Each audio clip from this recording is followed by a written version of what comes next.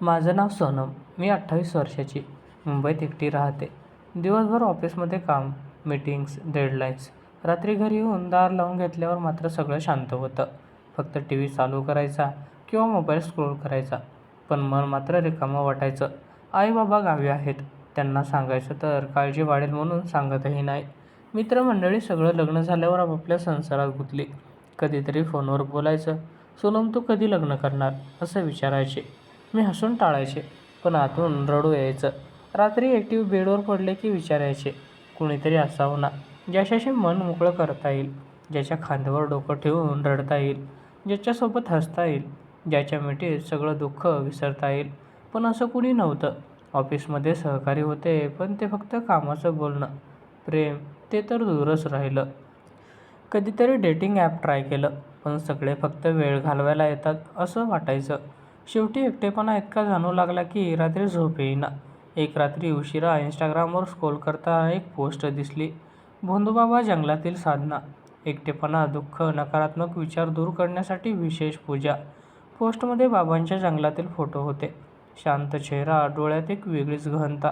Comments वाचले तर लोक लिहित होते, बाबांच्या पूजेने माझं आयुष्य बदललं. एकटेपणाला खरंच नाहीसा झाला. बाबा जादू करतात. मी हसले, पण मनात काहीतरी खटकलं. कदाचित हा एकटेपणा संपवण्याचा मार्ग असेल. दुसऱ्या दिवशी मी त्यांना डायरेक्ट मेसेज केला, "नमस्कार बाबा, मी सोनम. मुंबईत राहते. खूप एकटेपणा जाणवतो. रात्री झोप येत नाही. काही मदत होईल का?" अचंबित झाले मी, कारण त्यांचा रिप्लाय ताबडतोब आला, "बेटा सोनम, तू एकटी नाहीस. जंगलात ये. फक्त तू आणि मी. पूजा करूया. मन खुलं कर. सर्व सांग. पण मन तयार ठेव. हे सोपं नाही, पण खरं आहे." मला थोडं घाबरलं. अनोळखी माणूस, जंगल, पण आतून एक आवाज सांगत होता, "जा. काहीतरी वेगळं घडेल." मी 2-3 दिवस विचार केला. शेवटी शनिवारी सकाळी गाडी घेऊन निघाले. मुंबईपासून सुमारे 2 तास दूर. घनदाट जंगलाच्या दिशेने. रस्ता चांगला नव्हता, पण मनात उत्सुकता होती. जेव्हा मी दिलेल्या ठिकाणी पोहोचले, तेव्हा दुपार झाली होती. हिरवंगार झाड, पक्ष्यांचा मधुर आवाज आणि हवेत एक वेगळी शांतता. छोटी झोपडपट्टी दिसली. बाहेर भोंदूबाबा बसले होते. वय साधारण 35-36चे दिसत होते. दाढी जटांचा अवतार, पण चेहरा खूप शांत आणि आकर्षक. त्यांनी मला पाहताच हलकं हसले. "सोनम, स्वागत आहे बेटा. लांबून आलीस, थकली असशील. ये, पाणी घे." त्यांचा आवाज इतका मऊ आणि विश्वासार्ह होता की मी लगेच आरामात वाटलं. मी आत गेले. झोपडी साधी होती. एक चटई, काही धूप, फुलं, छोटी मूर्ती आणि पुस्तक. आम्ही बसलो. मी माझी कहाणी सांगायला लागले. ऑफिस, एकटेपण, रात्रीचे विचार, कोणाची तरी साथ हवी असणं. सगळं सांगताना मला रडू आलं. बाबा शांतपणे ऐकत होते. मधून डोकं हलवत होते, हं करत. शेवटी ते म्हणाले, "सोनम, एकटेपणा हा बाहेरून येत नाही, आतून येतो. कुणीही दुसरं व्यक्ती त्याला पूर्ण करू शकत नाही. पण पूजेने तुझ्या आतली जागा उघडूया. उद्या सकाळी जंगलात जाऊ. फक्त विश्वास ठेव." रात्री त्यांनी स्वतः साधं जेवण केलं. भात, डाळ, भाजी. आम्ही एकत्र बसून खाल्लं. बोलता बोलता ते हसायला लागले. "मी भोंदूबाबा म्हणून प्रसिद्ध आहे, कारण लोकांना वाटतं मी साधा आहे. पण साधेपणातच खरी शक्ती असते. तुला काय वाटतं?" मी हसत म्हणाले, "बाबा, तुम्ही बोलताना खूप बरं वाटतं. इतक्या वर्षांनी कुणाशी एवढं मोकळं बोलले नव्हते." त्यांनी मला पाहिलं आणि हलके हसले. "ते तर चांगलं आहे. उद्या पूजेनंतर अजून बरं वाटेल." रात्री मी झोपडीच्या एका कोपऱ्यात अंथरुणावर पडले. बाबा बाहेर चटईवर झोपले. बाहेर चंद्रप्रकाश पडला होता. मनात विचार येत होते, हा माणूस फक्त बाबा नाहीत. त्यांच्यात काहीतरी वेगळं आकर्षण आहे. त्यांचे शांत डोळे, मऊ आवाज आणि ते जंगल, सगळं मला खेचत होतं. पहिल्यांदा एवढ्या शांत वातावरणात झोप येणार का नाही माहीत नव्हतं, पण मन हलकं वाटत होतं. दुसऱ्या दिवशी सकाळी काय होणार आहे याची उत्सुकता होती. एकटेपणा संपेल का, की हे फक्त एक अनुभव राहील? पण एक गोष्ट खरी, भोंदूबाबांशी बोलल्यापासून मला पहिल्यांदा आशा वाटू लागली होती. सकाळी लवकरच डोळे उघडले. झोपडीतून बाहेर पाहिलं तर भोंदूबाबा आधीच उठले होते. ते एका छोट्या दगडावर बसून ध्यान करत होते. सूर्याची पहिली किरण झाडांमधून येत होती. हवेत थंडवा होता. मी उठले आणि बाहेर गेले. "Good morning Sonam." बाबांनी हलकं हसत म्हटलं, "झोप चांगली आली का?" "हो बाबा, खूप दिवसांनी इतकी शांत झोप लागली." मी लाजत म्हणाले, "चहा घे. तयार झाल्यावर जंगलात जाऊया. आज पहिली पूजा आहे. फक्त साधी साडी नेस. काही घेऊ नकोस. मन खुलं ठेव." मी तयार झाले. आम्ही दोघं जंगलामध्ये चालत निघालो. रस्ता अरुंद, झाडं दाट, पण बाबांच्या सोबत भीती वाटत नव्हती. चालता चालता ते मला जंगलाबद्दल सांगत होते. इथली प्रत्येक झाडं, प्रत्येक पक्षी ऊर्जा देतात. तू फक्त ऐकायला शिक. त्यांचा आवाज ऐकताना मला बरं वाटत होतं. ऑफिसच्या धावपळीत कधीही एवढं शांत वातावरण नव्हतं. सुमारे अर्धा तास चालल्यावर एक छोटी खुली जागा आली. मध्यभागी एक मोठा वृक्ष. त्यांच्या खाली एक छोटी जागा साफ केलेली होती. बाबांनी तिथे आसन टाकलं. इथे बस सोनम, डोळे मिटून बस. मी पूजा सुरू करतो. त्यांनी धूप लावली, फुलं वाहिली आणि मंत्र म्हणायला सुरुवात केली. त्यांचा आवाज जंगलात गुंजू लागला. मी डोळे मिटून बसले. मनात सगळे विचार येत होते. एकटेपणा, रात्रीची रडवेल, कुणाची तरी साथ हवी असणं. पूजा चालू असताना बाबा माझ्या समोर बसले. मंत्र संपल्यावर ते हळू आवाजात म्हणाले, आता तुझ्या मनात जे काही ते सगळं बाहेर काढ सोनम. रडायचं असेल तर रड, ओरडायचं असेल तर ओरड. इथे कोणी नाही, फक्त तू आणि मी आणि जंगल आहे. मी रडायला लागले. सगळं सांगितलं. आईबाबांशी किती अंतर पडलंय, मित्र कसे हरवले, ऑफिसमध्ये सगळे पुढे जात असताना मी एकटी कशी अडकले आहे आणि शरीराची ताण कशी जाणवते. बोलता बोलता मला रडू आवरत नव्हतं. बाबा शांतपणे ऐकत होते. मग त्यांनी हळू हात पुढे केला आणि माझा हात आपल्या हातात घेतला. पहिला स्पर्श. त्यांचा हात गरम, मजबूत आणि आश्वासक होता. मी थरथरले, पण हात काढून घेतला नाही. सोनम, एकटेपणा फक्त मनाचा नाही, शरीराचाही असतो. दोन्हीलाही सामोरे जायला शिकायला हवं. मी तुला मदत करेन, विश्वास ठेव. ते मऊ आवाजात म्हणाले. त्यांचा स्पर्श इतका सांत्वन देणारा होता की मला पहिल्यांदा वाटलं, हा फक्त बाबा नाहीत, तर एक माणूस आहे ज्याच्यात खोल भावना आहेत. पूजा संपल्यावर आम्ही वटवृक्षाखाली बसलो. बाबांनी मला पाणी दिलं. बोलता बोलता त्यांनी आपली कहाणी थोडी सांगितली. मी पूर्वी शहरात इंजिनियर होतो. चांगली नोकरी, गाडी, फ्लॅट, पण आतून रिकामं वाटायचं. एक दिवस सगळं सोडून इथे आलो, पण पूर्ण वेगळे राहिले नाही. माणसाला माणूस हवाच असतो. एकटे राहणं सोपं वाटतं, पण खरं नाही. मी त्यांच्याकडे पाहिलं. त्यांचे डोळे खूप खोल होते. बाबा, तुम्हालाही एकटेपणा जाणवतं का? मी विचारलं. ते हसले. जाणवतो, पण मी त्याला मित्र बनवलंय. तूही बनवशील. संध्याकाळी परत झोपडीकडे निघालो. वाटेत पाऊस सुरू झाला. आम्ही धावत झोपडीत आलो, पूर्ण भिजलेलो. बाबांनी एक मोठी चादर आणली आणि मला गुंडाळली. मग स्वतःही जवळ बसले. थंडी लागेल सोनम, म्हणत त्यांनी मला हळू जवळ ओढलं. माझं डोकं त्यांच्या खांद्यावर टेकलं. मी पहिल्यांदा त्यांच्या शरीराचा उबदारपणा जाणवला. हृदयाची धडधड ऐकू येत होती. माझं मन गोंधळलं होतं. हे पूजेचा भाग आहे की काहीतरी वेगळं? बाबा, मला काहीतरी वेगळं वाटतंय, मी हळू म्हणाले. ते हसले. ते चांगलं आहे. पूजेने तुझी आतली जागा उघडते. भावना येत आहेत, त्यांनी रोखू नकोस. रात्री जेवणानंतर आम्ही बाहेर चटईवर बसलो. चांदण्या पडल्या होत्या. बाबा माझ्या बाजूला बसले. बोलता बोलता त्यांचा हात माझ्या हातावर पडला. आम्ही हातात हात घालून बोलत राहिलो. त्यांनी मला हसवायला सुरुवात केली. मी त्यांना माझ्या छोट्या छोट्या स्वप्नांबद्दल सांगितलं. कुणाची तरी साथ, शांत आयुष्य, प्रेम. तुम्ही खूप वेगळे आहात बाबा. तुमच्याशी बोलल्यावर मन हलकं होतं. मी म्हणाले, तूही वेगळे आहेस सोनम. तुझ्यात एक शांतता आहे, फक्त तुला मी दिसत नाहीये. त्या रात्री झोपडीत परतल्यावर मला झोप येईना. मनात त्यांचे शब्द, त्यांचा स्पर्श, त्यांचे शांत डोळे सगळं घोळत होतं. हळूहळू मला जाणवत होतं की हे फक्त पूजा नाही, त्यांच्यात एक आकर्षण आहे, भावनिक आकर्षण, ज्यामुळे माझा एकटेपणा हळूहळू विरघळत चालला होता. दुसऱ्या दिवशी काय होणार याची उत्सुकता वाटत होती. पण एक गोष्ट खरी, भोंदू बाबाजवळ राहिल्यावर मला पहिल्यांदा सुरक्षित आणि आनंदी वाटू लागलं होतं. दुसऱ्या दिवशी सकाळी जेव्हा मी डोळे उघडले, तेव्हा मनात एक विचित्र गोंधळ वाटत होता. भोंदू बाबांशी स्पर्शाची आठवण येत होती. तो गरम हात, खांद्यावर टेकलेले डोकं आणि त्यांचा मऊ आवाज. मी उठले आणि बाहेर पाहिलं. बाबा झोपडीच्या बाहेर चहा करत होते. त्यांनी मला पाहताच हसून म्हटलं, उठली सोनम, आज दुसरी पूजा आहे. ही थोडी गहन असेल. तयार आहेस ना? हो बाबा, मी लाजत म्हणाले. पण आतून विचार येत होता, हे फक्त पूजा आहे की यातून काहीतरी वेगळं घडतंय. आम्ही पुन्हा त्याच वटवृक्षाखाली निघालो. आज हवामान थोडं वेगळं होतं. आकाश किंचित ढगाळलं होतं. चालता चालता बाबा माझ्या बाजूला चालत होते. त्यांचा हात अधूनमधून माझ्या हाताला स्पर्श करत होता. मी काही बोलत नव्हते, पण मनात एक वेगळी लहर उठत होती. जागी पोहोचल्यावर बाबांनी पूजा सुरू केली. आज ते माझ्या मागे बसले होते. त्यांचा श्वास माझ्या गळ्याजवळ जाणवत होता. मंत्र म्हणताना त्यांचा हात हळुवारपणे माझ्या पाठीवर फिरला. मी थरथरले, डोळे मिटले होते, पण शरीरात एक उबदारपणा जाणवत होता. सोनम, तुझ्यातली ऊर्जा जागृत होत आहे.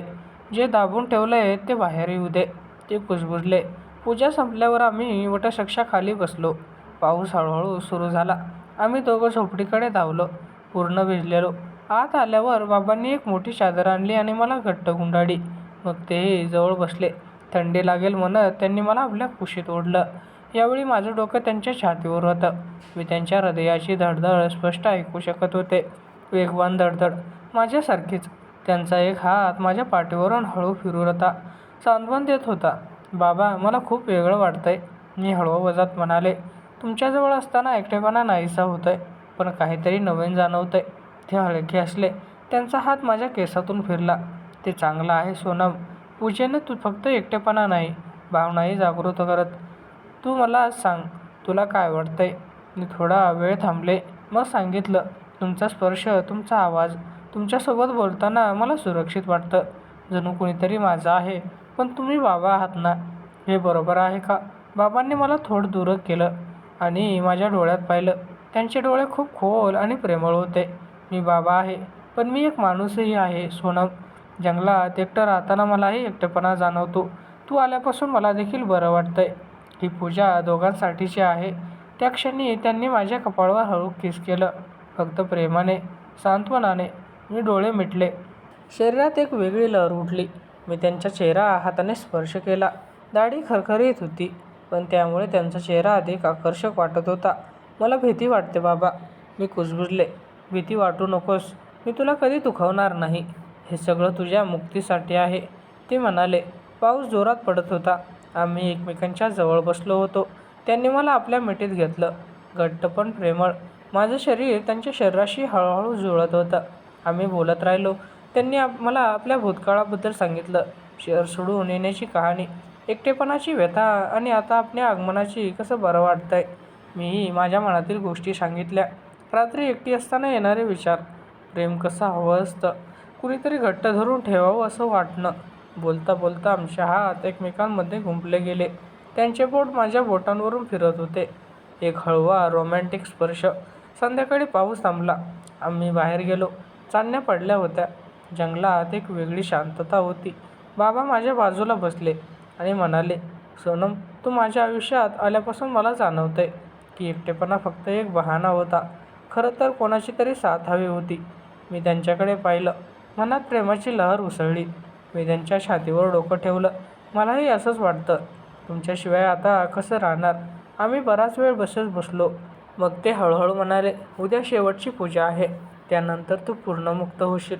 पण आता हे जे काय घडतंय ते मनापासून घे. रात्री झोपडीत परतल्यावर मला झोप येईना. मनात त्यांचे शब्द, त्यांची मिठी, त्यांचा स्पर्श सगळं घोळत होतं. मी जाणून होते की हा फक्त बाबांचा आशीर्वाद नाही, तर दोघांच्या एकाकी आत्म्यांची भेट आहे. भावनिक आकर्षण इतकं गहन होत चाललं होतं की एकटेपणा पूर्णपणे विरघळला होता. दुसऱ्या दिवशी शेवटच्या पूजेची उत्सुकता होती, पण त्याहून जास्त उत्सुकता होती भोंदूबाबाशी पुढे काय होणार याची.